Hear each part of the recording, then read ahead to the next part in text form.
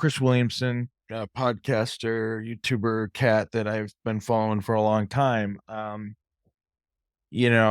forget who it was, but it was in his Twitter, and this guy who's been in the sort of creator economy for a long time is saying that now is the best time ever to get involved.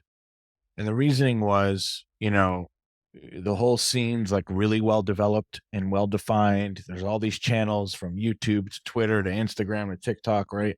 So many places where you can, Substack, where you can create content with big audiences, kind of well established, processes that you can use. People get really freaked out by algorithms, but the reality is there's pretty standard playbooks that you can look up fairly quickly and find out what you need to do for various channels and just do it. And you can you'll most likely have some success. But he was saying that, because of all of this, and he's been around for a while, that he thinks it's actually the best time, the easiest time. He said, because it really comes down to one fundamental thing. 99.9% of people don't do it long enough. That's all you have to do. Stay with it. He's like, it's that simple. No, very few people make it past a year. I forget what the stat is, but it's like 1 in 1,000. It's really that low. It's extremely low. He said, so, people see big numbers, like maybe there's, I don't know, 1 billion YouTube accounts or something. He's like, but there's not 1 billion creators. There's more like 1 million, like it's an order of magnitude. It's a 1,000x, divide by 1,000. And that's probably how many active creators there are. And even then, it's probably an even smaller fraction of that where people who are taking it really seriously, doing it on a daily basis, right? Putting a lot of time and effort and energy into it. He said, so to him, the whole space is wide open. I just thought that was really interesting. And I think I'm buying it. Like it does make sense to me. What do you think? I think that's very inspirational. Certainly hope that it's the case. Right, want to believe it. We want to believe it. So that there is space for us as the newbies on the blog. Right. Yeah, I can certainly I can say it makes sense. I do think consistency is key. Yeah. The reports that I see from the content creators who talk about, there's different types of content creator. Some of them talk about creating content that's the content that they create is creating content. And they will certainly say that frequency, regularity, consistency is very, very important. And that, again, it makes sense.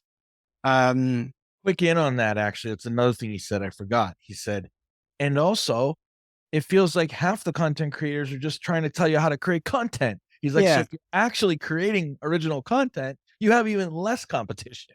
Yeah. And that's the thing that we probably, I mentally probably get stuck on is I'm like learning about content, like marketing is a big area of what I do for things. And then all I see is like all of these marketers, and it just feels like I'm overwhelmed by all of this marketing stuff. But you make the point is like step outside of that bubble and go to other areas. And there's probably so few quality, consistent creators that you can contribute to that conversation in different areas. Makes a lot of sense. Maybe somewhat related. I don't know if you had more on that. Curious to hear more, but just I'll just drop this one. I just spoke with a former colleague of mine, Chuck Williams, brilliant developer, product owner, agile coach, that kind of stuff, technical. And he's working with a partner on, lo and behold, an AI application. So it was just funny that AI is, again, one of those bubbles that it just seems to now is be everywhere. Maybe, I don't know how soon it is for him, but maybe I won't let the cat out of the bag what he's working on, but it's a really cool project. That the point for me is that the AI stuff is not a complete radical replacement of what has been happening. It's augmentation. You're taking stuff that has already been happening and you're looking for some alpha, you're looking for an edge, you're looking for optimization opportunity, cost efficiencies, quality of service, something additional. So anything that is happening, you don't have to see AI as this crazy futuristic technology that's like you have no idea what it can possibly be about. Just look in front of you at what you're doing, whether you're a therapist, a coach, a accountant, whatever it is, and just think, maybe there's a way that there is an AI opportunity. I can improve what I'm doing Mhm. at the beginning marginally. And when we say marginally, we mean like 20 to 50%. Right, right. You can do the marginal with AI is like 20 to 50%. That's marginal. It used to be 5% would have been marginal. Now marginal is bigger and better. But then once you've got to grips with that, then you can start to potentially see how things can really, really dramatically scale or accelerate for what you're doing. No, you're absolutely right. It's a totally, because we've been in the Web3 space, and Web3 is not the additive technology, right? It was sort of like it's a new thing. Not that it can't be integrated with things, of course it can, but it's a real fundamental difference. It was everything from new programming languages like Solidity for Ethereum, and all this stuff. And so it's like a radical departure. You weren't just going to look around your office and go, where does cryptocurrency and blockchain technology really help? Right? This wasn't like that. I mean, you can at some level, but it's not like this. Whereas, yeah, AI is like, oh, there's now electricity. What can we electrify? What's working on a battery that we can now, put a plug on? It's almost like, I'm not quite maybe nailing the analogy, but it definitely is. It's going to permeate everything we do, at some point.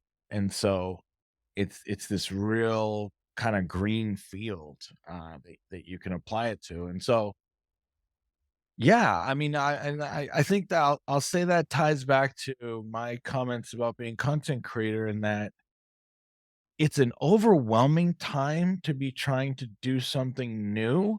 But there's probably never been this much opportunity before in one time in human history, right? I mean, we are literally on the precipice.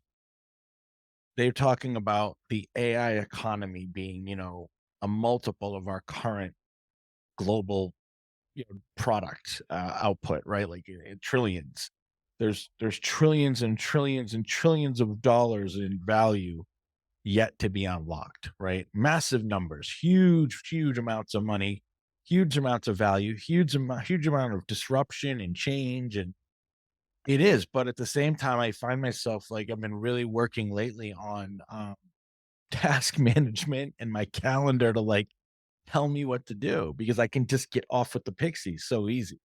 I start going down a rabbit hole about this new language model and da da da, this new type of prompt engineering. And now I'm like, well, that's really cool. I can apply that to this. And it's like, wait a minute, go back and finish your damn chatbot, dude. Like one thing at a time, get something done. I don't know. That's been my recent challenge, among Uh, others. s- I'll second that. It's certainly opening these cans of worms. There's a lot to put back in the box afterwards. Um, and yeah, we can go down the rabbit hole. Productivity, probably something that we should have episodes on moving forwards, just dedicated to those themes. Another piece of news for me is I paid a lot of attention to a presentation on governance Mm, and the combination of governance with AI. A lady by the name of Grace Rachmani. okay. She runs an organization called Dow Leadership for about 5 years. Pretty impressive. Um, and she was really like, for me, summing it up is looking for ways to enable opportunity for contribution based on people's reputation. So the more that your reputation can be captured And the more that you are contributing to build reputation in the future economy, and we have touched on this in different ways over the past few weeks, but you're going to develop more, you're going to enable more opportunity by having a better reputation. And what it's going to allow is that specialists or meritocracy, people with relevance, experience, um, they will be able to find and access opportunities that otherwise wouldn't be available, or that other people will not be able to get because they don't have the reputation for those things. Mhm. So I don't know if I'm saying anything there that's profound, but it was the way that she described certain things, and just this perspective that you need to be putting yourself out there in a way that you are developing reputation Yep. for the long term in ways that are going to create access and opportunity for you, because that is how organizations and groups are going to grant access to opportunity. Yep. I mean, that makes total sense. I think if it wasn't yesterday, it might have been the day before. We're talking and all kinds of runs together, maybe on the podcast. But you mentioned that, this idea that we can potentially apply AI to reputation. And I even like wrote some stuff down about it, like AI and sentiment analysis, being Mm, able to use an AI to do some sentiment analysis on somebody's, text output across social media, blogs, everywhere, and get a more accurate picture of, what do they really mean? Because, there's a lot of science to certain words, how we use them and when we use them, and that can point to sometimes some sort of subconscious or unconscious elements. It can be even just insightful for us as individuals, not always like nefarious. It's going to uncover some like hidden racism or something, but just you could get this. I don't think people are aware of what's possible with data and AI. Like they think of it as large language models and data as like this giant pile of garbage that you stuff into a language model and make it smart.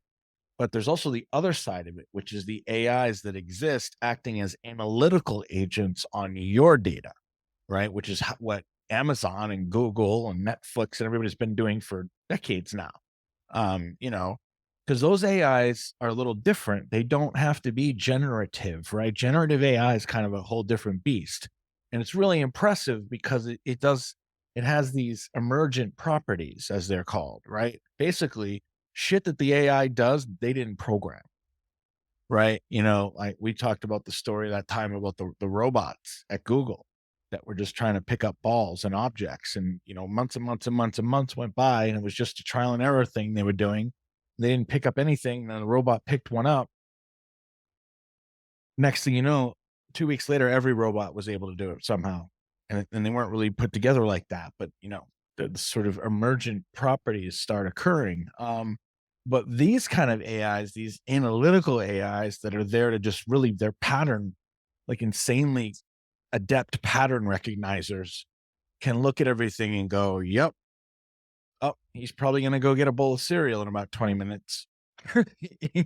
Like it's just nuts what this could do. But as someone who kind of likes the quantified life principle, I don't know if that's old now and there's new names for it, biohacking, whatever you think, I love the idea of having a personal AI that would analyze the shit out of me and give me a report every day.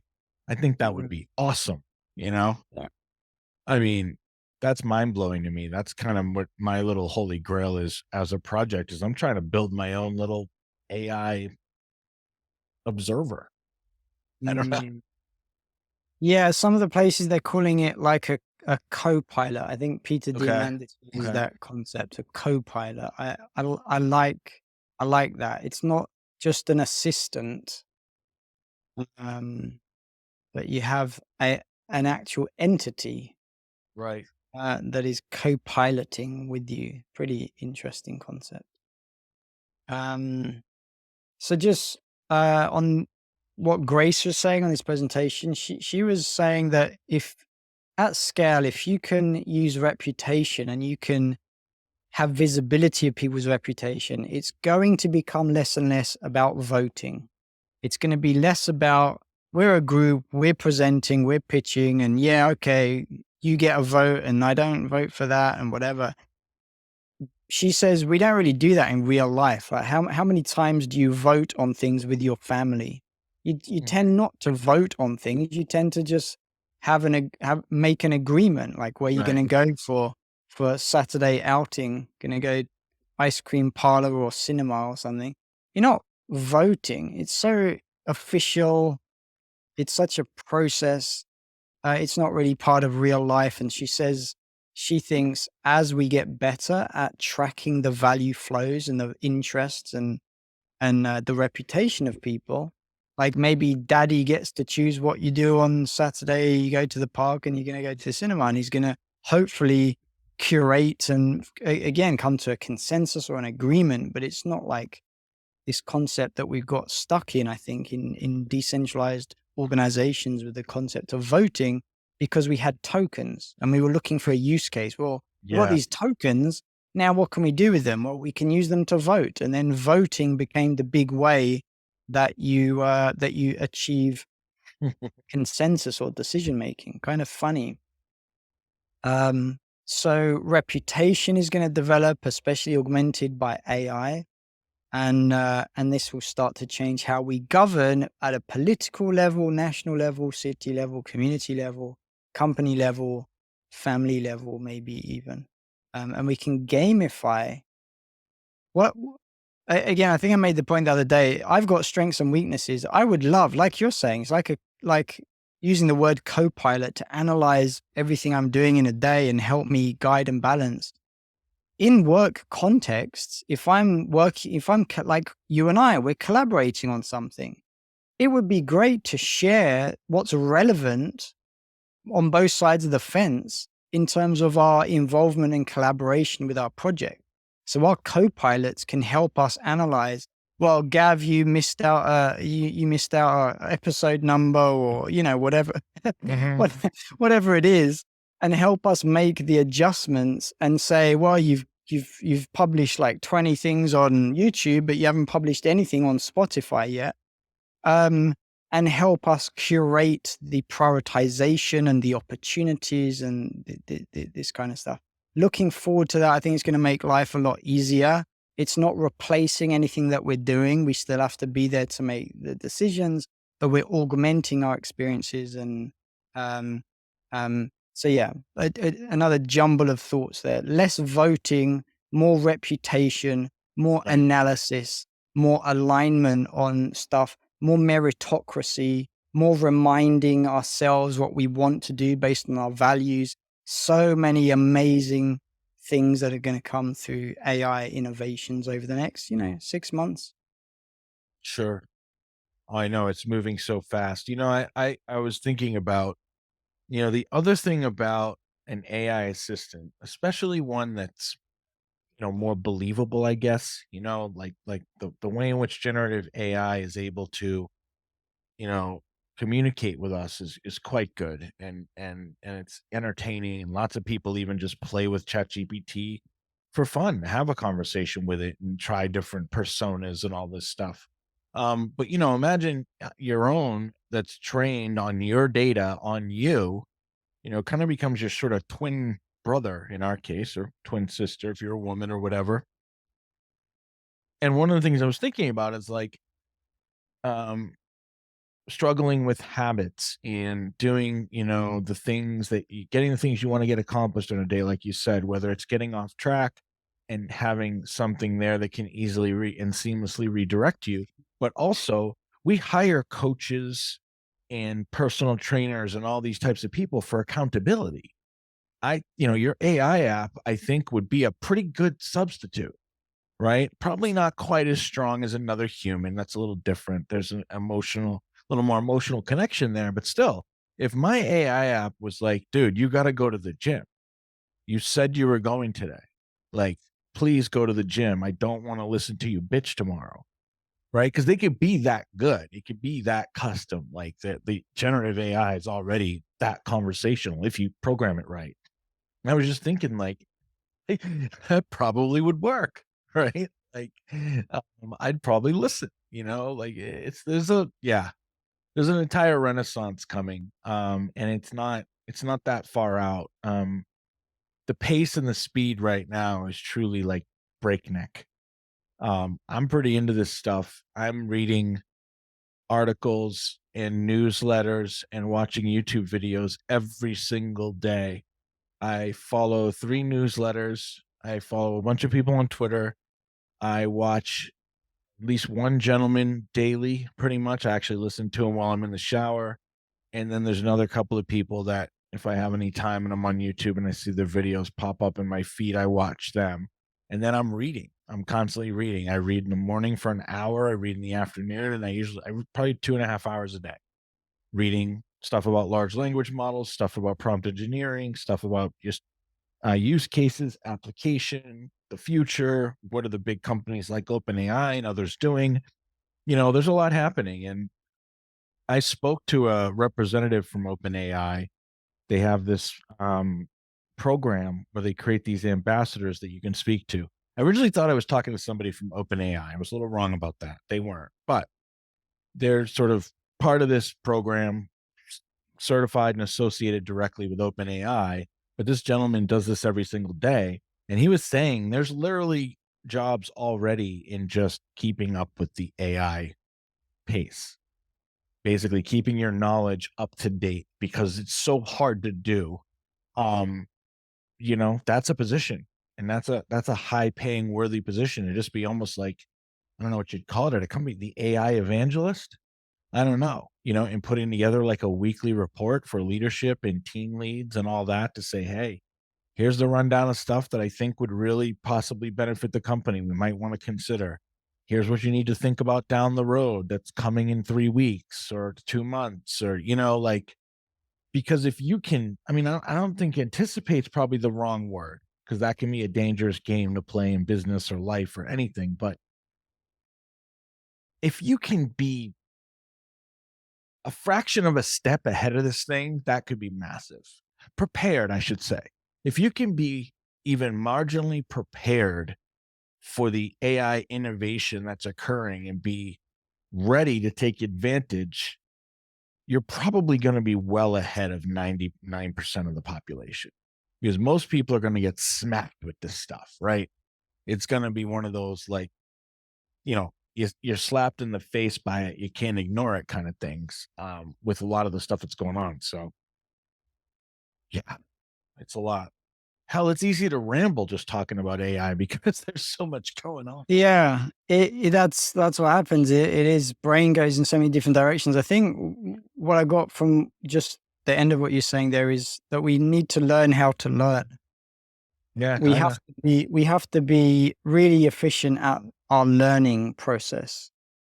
Um, and the idea is like knowledge is power. Well, applied knowledge is actuated power. It's it only takes you so far to absorb all of the content. There's plenty of information out there. There's plenty of intelligence. It's about being able to filter it and focus it and do something with it to increase our productivity, whether that be for clients because we're advisors who just know so much stuff that we can contribute perspective, or in actual building things. And both of us are working on bots and other projects. Um, but it's that ability to learn how to learn that I think is central to all of it, augmented by tech and just the fact of our own wet matter. We've got to be well rested, hydrated, nutrified, low stress, clear space to think. We've got to be that productivity angle to enable us to learn so we can take advantage of the opportunities that are there. No, I like that. I think we can kind of wrap it up on that. But just a additional thought is, um, don't forget the physical and mental, right? That's an often overlooked element, I think, of success in general. You could probably argue that it's primary in many ways, simply because the data is overwhelming that one of the biggest risks for entrepreneurs is that they get sick, and they're so crucial to their business, they can't be replaced or they can't afford to pay somebody else to do the job while they're sick and they're done. So it's a huge risk, especially if you're a freelancer or a solopreneur or an early entrepreneur that's, maybe just yourself and a small team. You really do need to consider that. I know, a lot of times I think people in the startup game might be on the younger side, but that's just kind of what you see on TV. Most of people starting businesses are actually a little older. But it's something that, like, in my opinion, gets a lot of attention, but doesn't get a lot of meaningful attention. So it's now talked about all the time. You better take care of yourself, healthy mind, healthy body, work life balance, blah, blah, blah. Nobody really says anything, in my opinion, meaningful, especially with a healthcare background. Like, nobody says, hey, getting less sleep is going to impact your strategic decision making and potentially lead you to make terrible mistakes. Here are the key elements that go into decision making physically: getting enough sleep, getting exercise, eating right. Like, it's never tangible, useful fucking advice. It's always just like abstract bullshit, like meditate more. Like, okay, meditation's great, but that doesn't really help anybody. But you should have a plan for yourself. It's important. Brian Johnson, who I've started tracking over the past Mm. few months, he's a very exceptional person, and he goes to bed at 8:30 p.m. daily. He does not veer from that. Now, when you're close to a billionaire, maybe you've got that luxury. You can organize life that way, and it's a little bit different for the rest of us folks. But I think we can learn a lot from that. He basically said if he allows himself to make the decisions, then he Yep. has no bedtime. He just does whatever, right? So he worked to remove his own decision making from his schedule, and now he's in the absolute habit commitment of 8:30 p.m. daily bedtime. And his vitals are exceptional. He's 45-ish, and he's got like the physical measures of a 25-year-old or something along those lines. Oh, it's Um, nuts. And there's a lot to learn there just from the disciplining and, yeah, you might not be able to set your schedule up perfectly like he can, but you are in charge of your bedtime, most likely. You can get to bed on time and the same time each night, which is important. And I've been recently trying to take a page out of that book because there's other people like David Goggins and others that I listen to a lot. mhm. And, like, you have to take the decision making out. I'm just trying to do it with the schedule where I don't think. I look down and I'm writing, like, this is what you're gonna do now. That's what I'm writing on my calendar. Do this now. Go to the gym now. Eat now. I don't know. Cause yeah, if I leave it up to myself, I'll make all kinds of bullshit decisions. I've struggled with that because of changing life conditions, and when you get client work and just there's so many interruptions. But at times in my life where I have been able to maintain a rigid schedule, time boxed schedule of different activities, it's been the happiest and most productive and most Mm, peaceful times of my life. So, and I'm always thinking, I wish I could just get back to that. yeah. Um, so with the co-pilot idea, I think, yeah, you can have a human coach, but if you can program your AI co-pilot or assistant to be able to turn the knife at you when you're missing out on your core values. Because if you can program it really well, it's Yep. going to know a better job of how to turn the knife when you're being lazy than external Mhm. objective coach. So yeah, let's train those co-pilots and get on a schedule where we are in control of our time boxes for the different things that we want to do in our life, and find ways to free ourselves from these distractions. That collaborating is important, but it has to align with everything that we're trying to accomplish for ourselves in maintaining well-being as technology accelerates over the coming 5-10 years. 100%.